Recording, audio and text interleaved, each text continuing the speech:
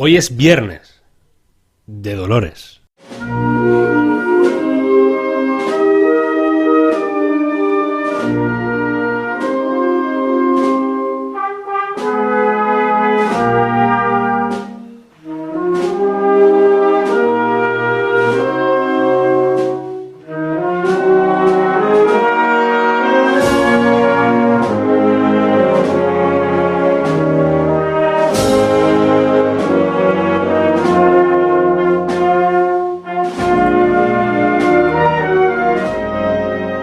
Después de la suspensión de la Semana Santa de Sevilla, vinieron las demás cancelaciones de las salidas procesionales. Esta semana que entra, guardaremos los cirios, no habrá levantas, ni madrugá, ni cera por las calles, tampoco nazarenos o penitentes, cruces al hombro, costales, pies descalzos sobre el empedrado. En la memoria quedan las saetas pasadas, las tardes al sol, la espera a la procesión, la túnica, el capirote, el antifaz, el realejo, campana, el baifín de mis sueños, dorado de sol, Cristo en la cruz, la lanza de Longino, las 3 de la tarde, el bacalao, el párroco, la Santa Iglesia Catedral, mi paseo de los tristes. Lo primero en la salud, las procesiones de esta Semana Santa se llevarán por dentro.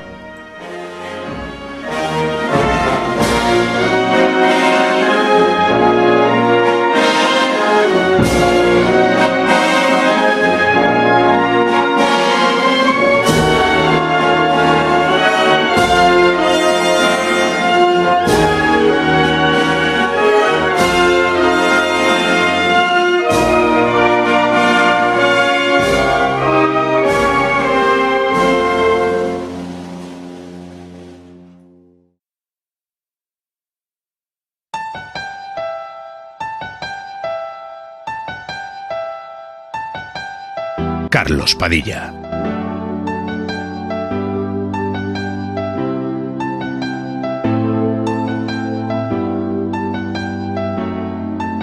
El cuarto programa.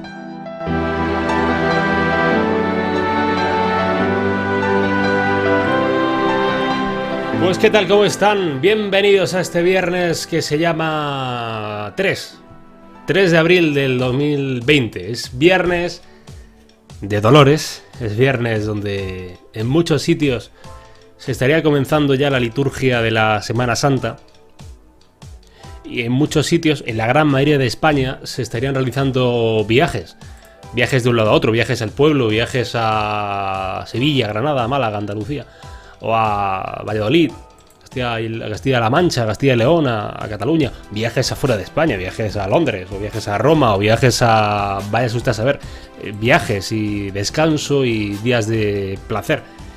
Bueno, el placer lo podemos seguir teniendo si usted lo desea en casa, pero claro, no va a ser una Semana Santa así, no va a ser una Semana Santa como la de todos los años. Es decir, va a ser única, especial, y única y especial va a ser. Otra cosa es que sea memorable. Bueno, es una semana difícil para muchos de los que tienen pasión por la Semana Santa, entre los que me encuentro yo, ese mundo cofrade, pero es una semana dura para todo el mundo, es decir, para el mundo que le gusta viajar e irse a Cuba, pues tampoco se puede ir a Cuba. Y el que es hijo de un médico, y estamos todos en el mismo barco, preocupados, cabreados, indignados por la situación, en casa, la gran mayoría en casa, como hay que estar. Es el 20º día ya de cuarto programa en cuarentena, es el día 20 del estado de alarma en España, enfilando el final de la tercera semana de ese estado de alarma en España, de esta España, digamos que bajo muy mínimos, con la economía hibernando, que es el término que está utilizando el gobierno, ¿no? Hibernar, la economía está hibernada, no parada, hibernada. Bueno, se supone que volverá a resurgir. En cuanto al número de datos, España hoy ha vuelto a registrar más de 900 muertos en 24 horas y ha superado ya a Italia en contagios. Es decir, tenemos ya 117.000 contagios. Fallecidos tenemos ya más de 10.935. Recuperados, es verdad que tenemos ya 30.513. Hay que agarrarse, hay que fijarse y hay que nombrar esas buenas noticias porque claro que las hay. En el mundo ya superamos el millón de contagiados, 1.012.000 contagiados. Fallecidos superamos ya los 50.000 fallecidos y recuperados. Estamos a 5.000 de los 200.000 recuperados. Dentro de todo lo malo, pues hay que seguir recalcando los que han superado el virus, los que se supone, ya digo, que han superado el virus y tienen esa inmunidad de la que se hablaba. Pero claro, como al ser un virus nuevo, pues está la cosa ahí. Tampoco uno se puede fiar demasiado. Ahora la guerra está en... Oye, ¿qué hay que hacer con las mascarillas? ¿Se tiene que obligar a todo el mundo a llevar mascarillas? La OMS ha dicho que ahora parece ser que se puede contagiar más de lo que cree la gente, que el virus puede circular en el aire más de lo que se cree y que la OMS, la Organización Mundial de la Salud, podía revisar esa recomendación sobre el uso de mascarillas. Antes se decía, no es necesario, es necesario si tienes síntomas, si estás contagiado para evitar contagiar a alguien. Ahora bien, parece ser que lo que nos van a decir es a obligar, si usted sale a la calle, salga con mascarilla. Salga con mascarilla, porque si no sale sin mascarilla, a lo mejor le dicen algo. La policía, la Guardia Civil, le dice algo. Además, hoy tenemos la noticia de que el gobierno seguramente va a prorrogar el estado de alarma hasta el 26 de abril, porque se está viendo que la medida del confinamiento está dando efecto. Así que, en nada tendremos nuevo pleno. Se supone que entre mañana y pasado a lo mejor sale el presidente a decir esto de que vamos a prorrogar el estado de alarma o a proponerlo. Y después se va a proponer una especie de pactos de la Moncloa para la reconstrucción económica de España. Y veremos los actores que están. Todos los partidos, imagino, los sindicatos, la COE, la patronal. Vamos a ver cuáles esos pactos de la Moncloa, esos segundos pactos de la Moncloa. En Madrid, la pista de hielo de Majadahonda es la tercera morgue de urgencia de la capital que está sufriendo tremendamente este coronavirus, este COVID-19. En cuanto a China, sigue dando vueltas este lío de que nadie se cree del todo las cifras oficiales, que están intentando ocultar los errores. Dice que el país asiático, China, ha admitido que más de 3.200 muertos y 82.000 enfermos de COVID-19, pero esos datos se están poniendo en entredicho. Veremos si al final sale otra versión de China, que tiene partido único además. Es decir, que no es que tenga una oposición que le pueda hacer mucha... No, partido único. En cuanto a la selectividad, ya hay 10 comunidades que han fijado nuevas fechas. Andalucía, la Comunidad de Madrid, en torno a los primeros días de julio. Si mal no recuerdo, 7-8 de julio, 6-7-8 de julio... con calorcita, es decir, no va a ser, en las clases que no tengan aire acondicionado o que no tengan una buena ventilación, va a haber sudores. Eso es lo que de momento se dice, es decir, que se va a hacer selectividad. Yo sigo pensando, y una gran gente sigue pensando, que claro, si la situación evoluciona peor, pues se tendrá que cancelar y hacer por medida de bachillerato. En Italia ya se ha cancelado, en Francia ya se ha cancelado la selectividad.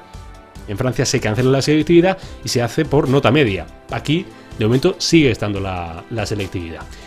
Les cuento además más cosas en el diario El Mundo. Lo que se publica es que Sanidad recomienda a los sanitarios con síntomas leves reincorporarse a los 7 días.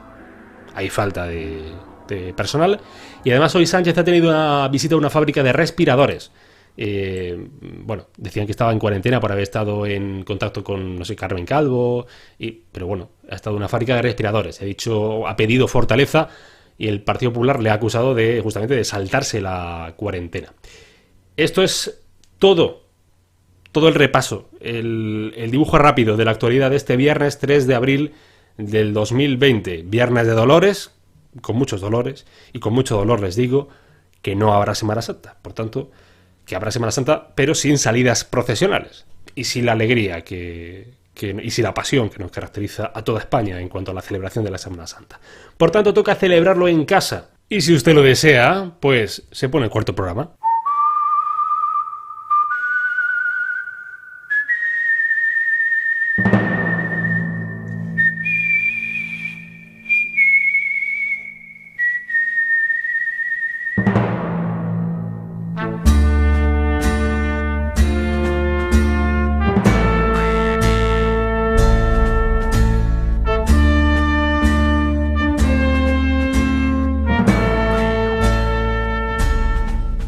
Bueno, pues cabalgando sobre el jueves 2 de abril de... No, viernes 3 de abril de este 2020. Todos los días parecen iguales, pero no, son días diferentes. Este 2020 que nos está dejando un mal sabor de boca constante. Es verdad que dentro de lo malo que estamos viviendo, muchas personas que tienen ganas de dejar las redes sociales y coger más un buen libro, que es algo muy bueno. Así que pensé en llamar a alguien que sabe mucho de libros, también de periodismo, y que además fue el padrino de este programa, cosa por la cual le estoy muy agradecido. Se llama Javier Mayoral, así que Javier, bienvenido de nuevo al cuarto programa. ¿Qué tal, Javier? Encantado de estar con vosotros, Carlos. Un placer. Las condiciones de verdad que son diferentes a las de la primera reunión que tuvimos, la primera charla, pero bueno, la comodidad imagino que más o menos está garantizada, espero, en cada caso. Sí, seguro. Estamos todos bien, ¿no? Yo siempre pregunto, hemos recuperado la pregunta ¿qué tal estás? Con importancia, digo, la pregunta de ¿qué tal estás? No es una pregunta ya retórica, de la que no esperamos respuesta. Ahora sí que esperamos respuestas. ¿Cómo estás? Y esperamos una respuesta. Eso también está bien, ¿no? Siempre hay aspectos positivos. Esta cosa de preguntarle a la gente cómo estás y que te importa un pimiento cómo está de verdad y que no esperabas respuesta, eso ya ha desaparecido. Ahora cuando preguntamos de verdad. Yo estoy bien y espero que vosotros todos muy bien. Estamos bien. Y además en tu compañía yo creo que esto va a ser muy satisfactorio para gente como yo, que gente tiene que leer y tiene que le diga a alguien que léete este libro. A ver, por empezar yo te digo con los libros que estoy yo, y también se lo digo a los oyentes. He terminado Manual de Resistencia de Pedro Sánchez, que no está mal. Bueno, Pedro Sánchez, la mujer que lo escribió, que no fue Pedro Sánchez, que no está mal el libro, es algo interesante. También tengo el libro de Rajoy, de Una España Mejor, y también quiero empezar a leer, bueno, tenía dos pendientes en realidad. Tenía uno de Josep Fontana, Por el bien del imperio, lo que pasa es que no lo tengo aquí, y claro, no está en edición digital en la Biblioteca de la Complutense. Es una pena tremenda, pues un libro que yo empecé a leer en su momento, es una cosa como de 1000 páginas y ya lo tuve que dejar. Pues yo soy así, yo empiezo cosas y después ya la dejo y la vuelvo a recuperar. Y Patria, de Fernando Aramburu, que además HBO ya ha hecho la serie, la ha pospuesto su estreno, pero antes de que se estrene la serie quiero leer Patria. Y después también leí Ojos que no ven, de González Sainz, un poco también sobre esa País Vasco, ETA, el terrorismo, que yo creo que es un poco interesante. Eso es lo que tengo más o menos pendiente. Si se alarga la cuarentena tendré que empezar a ampliar nuevo temario. Tú me has dicho que estabas con un libro antes de empezar en la previa, estabas con un libro leyéndolo, ¿no?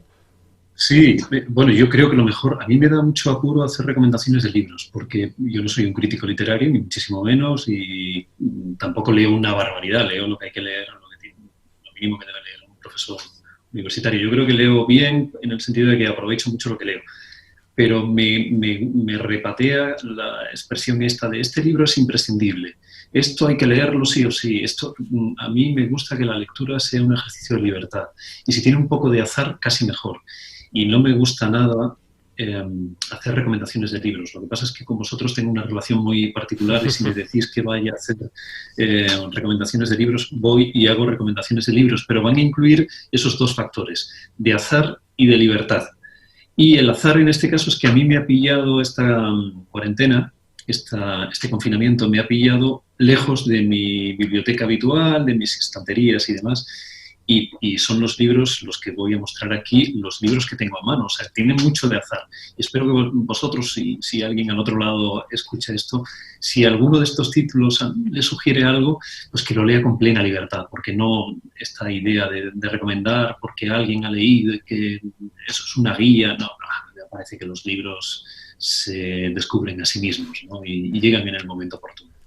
Así que bueno, yo estoy leyendo en este momento este libro de Clarice Lispector, que es un libro que yo creo que es muy interesante. Para mí ha sido muy interesante y un descubrimiento por la forma de escribir. Es un libro de recopilación de artículos que fueron publicados en el Jornal do Brasil. Y para mí es un descubrimiento.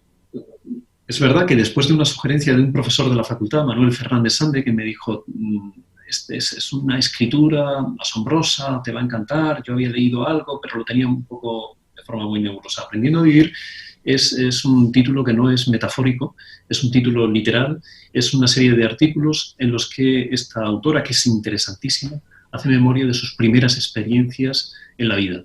Y recuerdo, por ejemplo, cuando descubre que su hermana le dice que hay una golosina que es eterna, que no se agota nunca, Y ella, claro, se entusiasma y dice, pero bueno, una golosina que no termina nunca y el azúcar no se acaba. Dice, no se acaba. Era el chicle. Descubre el chicle. Y es una experiencia que la comparte muy bien, con mucha inocencia. O cuando descubre, por ejemplo, esta cosa que se dice a veces de ven mañana, ven otra vez, mañana, vuelve a intentarlo, ¿no? Es el descubrimiento, vuelve a intentarlo. Porque una chica, una compañera de clase, tenía un libro que a ella de pequeña le entusiasmaba, de literatura infantil y juvenil, brasileño, un clásico brasileño, y le dijo, mañana te lo doy, pero la compañera solo quería hacerle la vida imposible, no quería darle el libro. Y ven mañana otra vez. Y esa experiencia de que hay gente que siempre te remite a mañana y que siempre te va a hacer un favor mañana y que siempre te está diciendo, te ayudaré, pero mañana. Esa experiencia está muy bien contada, muy bien contada.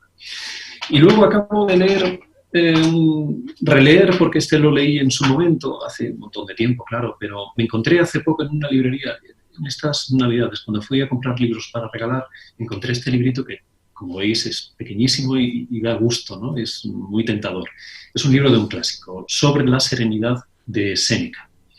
Y a mí me gusta de los clásicos, de los clásicos griegos y también latinos, me gusta sobre todo la actualidad que tienen. Cuando te pones a leer un clásico, que son muy vigentes, ¿no? Sí, bueno, es una vigencia total, por ejemplo.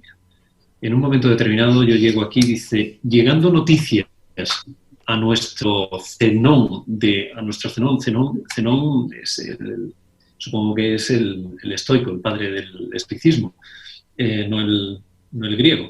Llegando noticias a nuestro Zenón de que en un naufragio se había negado toda su hacienda, dijo, quiere la fortuna que yo filosofe más desembarazadamente. Y digo, ahí va. Es justo lo que nos pasa a nosotros, que estamos descubriendo con esto del confinamiento el valor de la conversación, el valor de la amistad, de la relación. Quiere la fortuna que con esto que me ha pasado descubra que tengo que hacer las cosas de otro modo. Demasiado tarde se arma el ánimo para la paciencia. Dirás, no pensé que esto fuera a suceder, ni creí que esto pudiera pasar.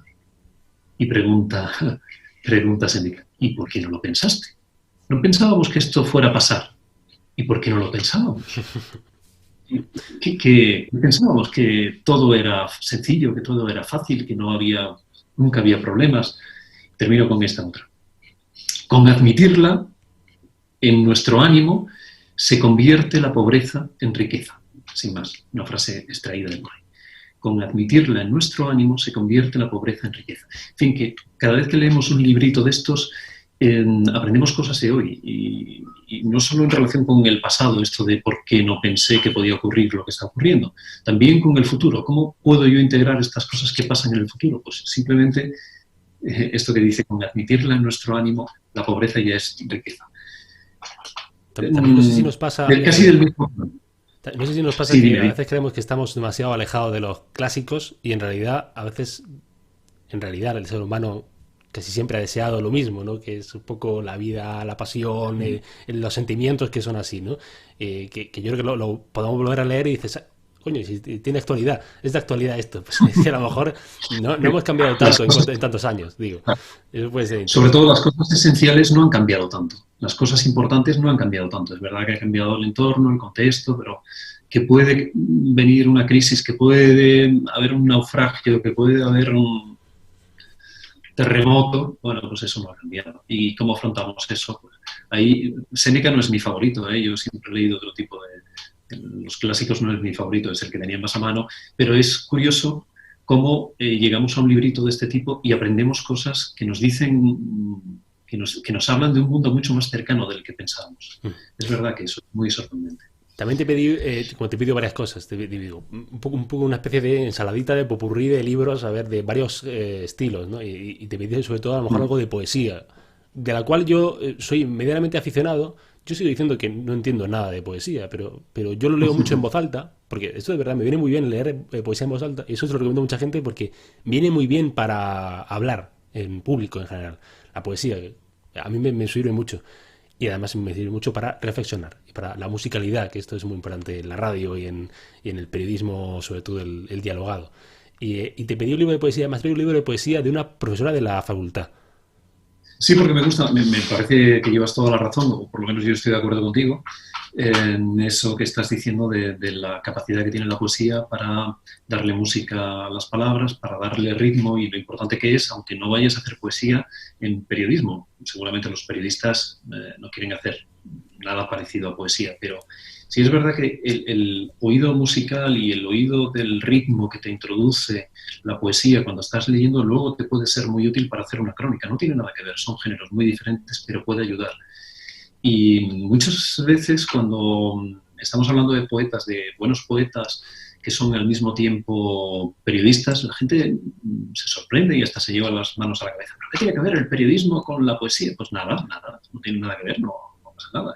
Pero sí es cierto que hay personas que están enseñando o ejerciendo el periodismo, y es el caso de este libro, de la autora de este libro, Marian Chaparro, que es profesora de la Facultad de Ciencias de la Información y que es la autora de este, a mí me parece, delicioso poemario que se titula Nadadora. Y en este poemario, que es brevísimo, hay dos poemas que a mí me parece que definen muy bien el tono del libro y la voz poética de la autora también.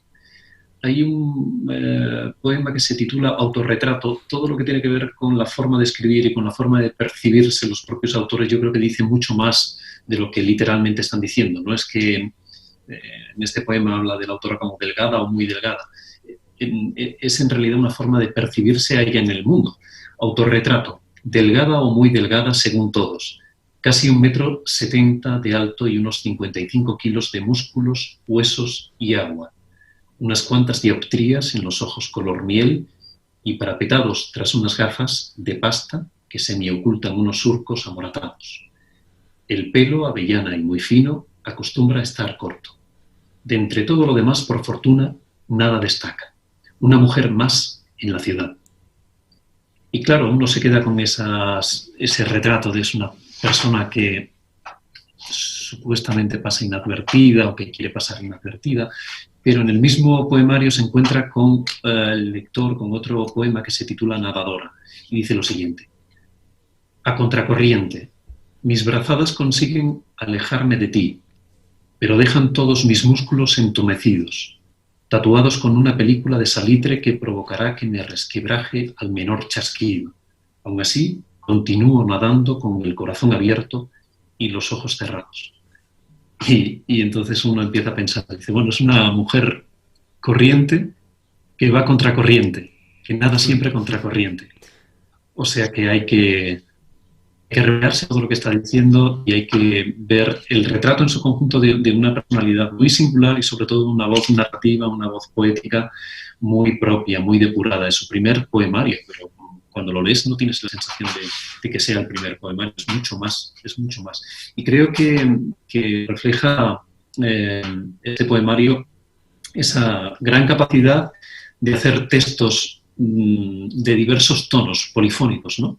En la parte final del poemario hay pequeñas reflexiones para estos momentos de encierro, son muy útiles porque no tienes que darle continuidad a la lectura, lo dejas, vuelves, piensas, te vas a hacer un poco de deporte y creo que está muy bien. A mí me parece, ese libro me encantó cuando lo vi. Y ya puestos, ya que estamos hablando de profesores de la facultad, luego para que os quejéis de los profesores. Es verdad que tenemos maravillas en el profesorado, ¿eh? Sí, bueno, mira, Montse Morata es compañera también de la facultad, Montse Morata, y publicó hace unos años un libro sobre Saint-Exupéry que se titula Aviones de papel. Es un libro que da una visión global de este escritor francés al que yo creo que muchos hemos encasillado, hemos visto siempre como es el autor del Principito, del Pequeño Príncipe. Saint-Exupéry es mucho más que el autor del Pequeño Príncipe. Saint-Exupéry tiene obras como Vuelo Nocturno, como Tierra de Hombres, como Piloto de Guerra, como Correo del Sur, que permiten ver a un autor mucho más completo. A mí me sorprendió de Saint-Exupéry cuando descubrí que había hecho crónicas de la Guerra Civil Española con un punto de vista completamente diferente al habitual en la época, que era un punto de vista ideologizado, muy, muy alejado de las cuestiones estrictamente humanas, ¿no? Eran las ideas las que primaban. Saint-Exupéry, cuando llega a la trinchera, se pone a hablar con la gente que está en la trinchera de verdad, no se queda en el hotel con los corresponsales de guerra. Y sobre todo tiene un planteamiento humanístico que a mí me sorprendió, me llamó muchísimo la atención, sobre todo porque vendía mucho en su época. Cuando él publicaba sus crónicas, sus artículos, que no eran crónicas, eran artículos de reflexión y que incluía, por ejemplo, los diálogos de las dos trincheras que estaban muy cercanas en la zona de Carabanchel, eran tan atractivos que vendía mucho el periódico. ¿Cómo conseguir ese nivel de profundidad, de reflexión y al mismo tiempo ese gancho? Me pareció que era admirable. Desde luego, Saint-Exupéry no es uno de esos autores que simplemente ensanchan el conocimiento, te sirven para conocer un poquito más, ¿no? Sino que te pueden cambiar la vida, te pueden cambiar la forma de ver la vida. No es que te amplíen la vida, es que te la cambien. Eso le pasó a Montse, lo cuenta siempre Montse Morata, y yo creo que tienes razón. Es un autor que te hace mirar de otro modo. Saint-Exupéry, en relación con la escritura, siempre decía que lo importante no era saber escribir, sino saber mirar. Creo que parte de razón tenía. Solo parte, porque también hay que saber escribir. Y esta idea de que solo con mirar... No, la escritura también tiene su técnica. Y creo que... Y además, yo creo que viene muy bien en cuanto al periodismo, digo. Porque muchas veces el periodismo es eso, ¿no? Hay gente que a lo mejor escribe muy bien y otra gente que escribe medianamente bien, pero a lo mejor sabe mirar mejor, o mira bien desde otro lado, o cuenta... Mira, estaba una crónica, lo dije el otro día, el jueves, creo, una crónica de Juan Diego Quesada en el diario El País sobre el tema de los entierros, tristemente casi express, porque es decir, son 7 minutos de cada entierro, ¿no? Y a veces sin familiares y demás. Y la forma de contarlo es maravillosa. Lo recomendé ese día y además lo recomiendo. Javier, si quieres leerlo, estará en El País. Juan Diego Quesada, creo que son, no sé, son 7 minutos el título, no me acuerdo, pero era una crónica sobre los entierros en Madrid. Y además a mí me gusta mucho la mirada del autor para enganchar, que yo creo que es muy interesante. No sé si tienes algún libro más, si he hecho bien la cuenta. ¿Hay alguno más o ya? Pues mira, si tenemos un poquito de tiempo, tengo dos aquí. Yo le tengo muchísimo cariño a Manuel Leguineche. Manuel Leguineche a mí me parece que es un autor que durante bastante tiempo estuvo muy olvidado y yo creo que es muy meritorio lo que hizo, no solo porque fue el padre de la tribu, el padre de todos los corresponsales de guerra, fue director, fundó una agencia de noticias, tuvo una trayectoria periodística más que notable. Es que además a esa trayectoria periodística en sus libros le pone un punto de finura, de inteligencia, de sensibilidad. Y por eso aquí en este confinamiento a mí me ha pillado con este libro que para mí, yo le tengo mucho cariño a este libro, El Club de los Faltos de Cariño, que yo creo que combina todas las facetas de Manu Leguineche, de su experiencia vital, de su experiencia de la alabanza del mundo rural, alejado de todos los fastos y demás, pero también de sus viajes, de su experiencia como reportero, su experiencia un poco como filósofo de la vida sencilla. Decía antes que era un autor que durante bastante tiempo estuvo olvidado y yo creo que reaccionamos tarde, el mundo profesional, el mundo de la academia también, en ese reconocimiento. En los últimos años sí que se han editado bastantes libros de Manuel Leguineche. Yo creo que ahora sí que es de lectura accesible. Yo leí en su momento, cuando se publicó este libro, en 2007, creo recordar, fue la publicación. Ahora se ha reeditado y cuando en 2017 se volvió a reeditar, yo compré este ejemplar, lo tengo guardado para releerlo porque me gustó mucho. Es un poco atrevido decirlo, pero es lo más parecido que tenemos en España a Kapuscinski es Manuel Leguineche.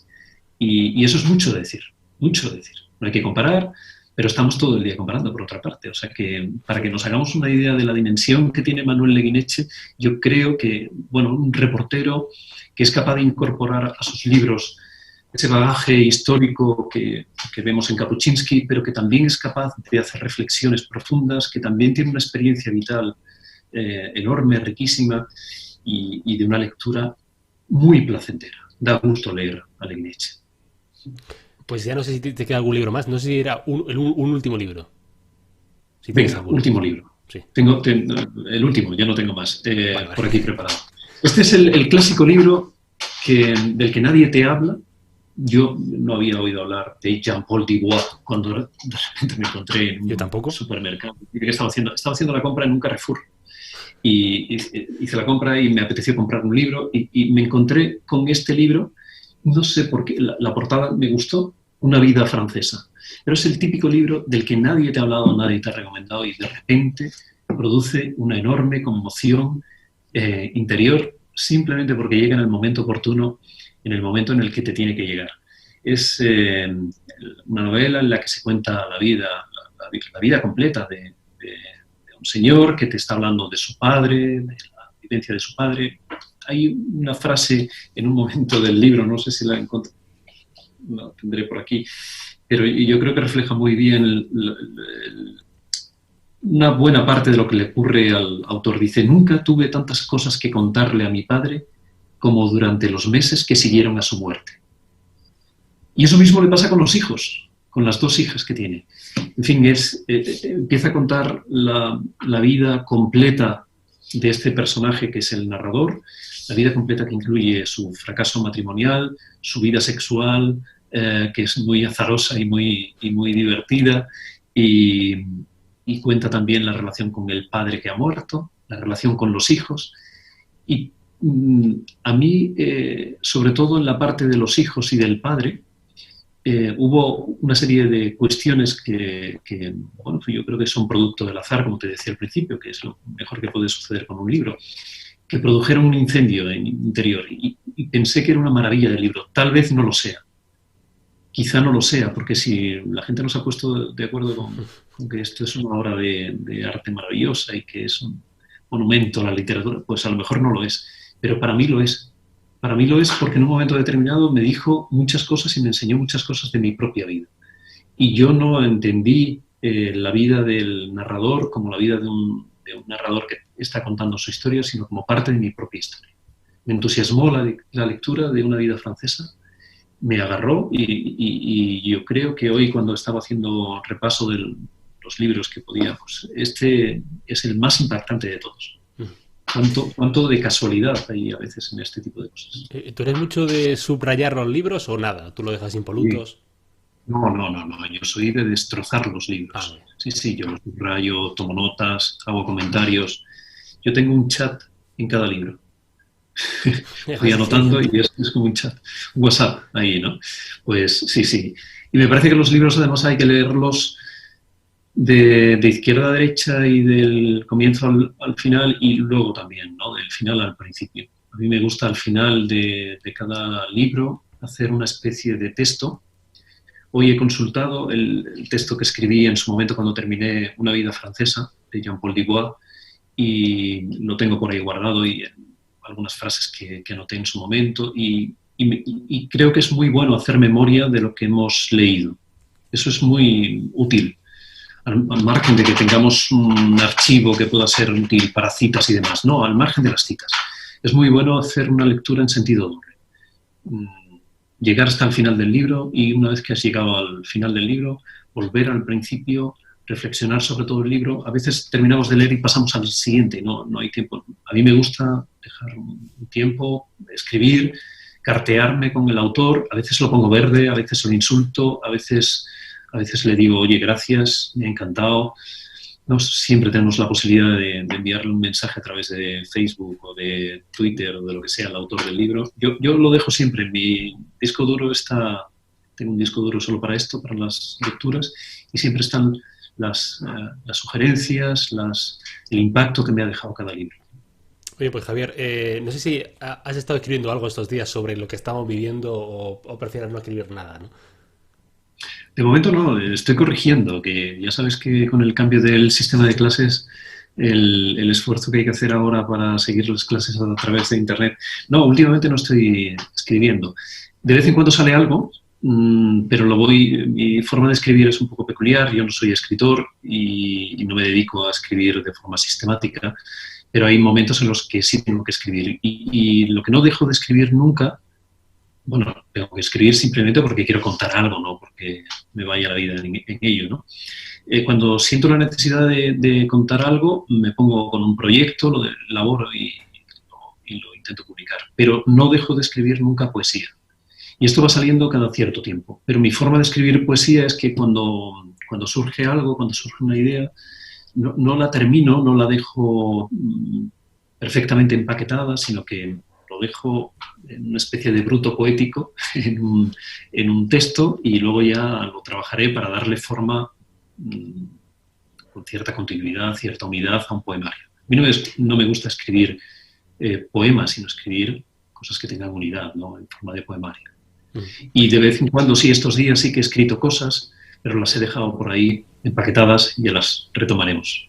Mejor momento. Javier Mayoral, saben ustedes que es profesor de periodismo en la Universidad Complutense de Madrid, que como todas las universidades de España está cerrada, bueno, como que la gran mayoría de España que está cerrada, volveremos un día a la realidad y a la normalidad, bendita normalidad, que le echamos de menos ahora.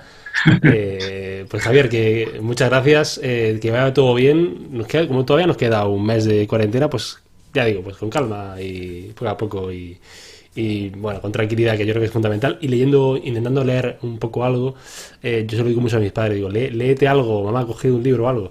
Mi madre no me hace demasiado caso, pero yo insisto, porque es importante leer por leer algo, leer por leer, lo mismo que hablar por hablar, que es lo que hacemos aquí un poco. Así que Javier, te agradezco mucho tu visita y espero que todo vaya genial en el resto del estado de alarma de cuarentena.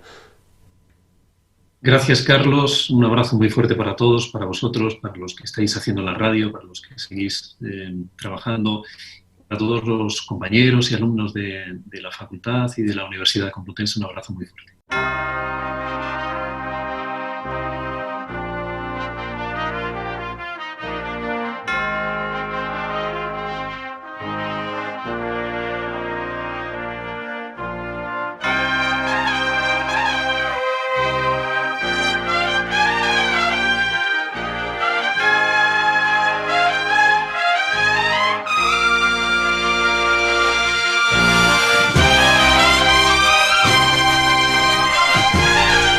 Pues ya les comunico una cosa, y es que nos tomamos un pequeño descanso.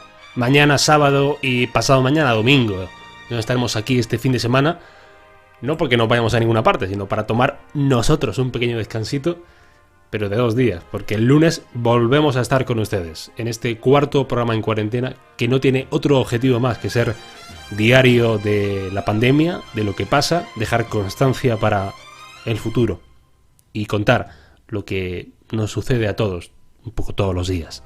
Y además hacer compañía y entretener, si lo hemos conseguido durante un ratito pequeño, ya me doy por satisfecho. Lo dicho, pasen todos una feliz Semana Santa, que va a ser diferente, lo sé. Y nos encontramos el lunes, en el mismo sitio y en el mismo lugar. iVoox, Spotify, YouTube, Twitter, @cuarto programa, Instagram, @el cuarto programa. Les habló Carlos Padilla desde Granada, estudios centrales de esta radio improvisada. Que tengan todos feliz fin de semana. Adiós.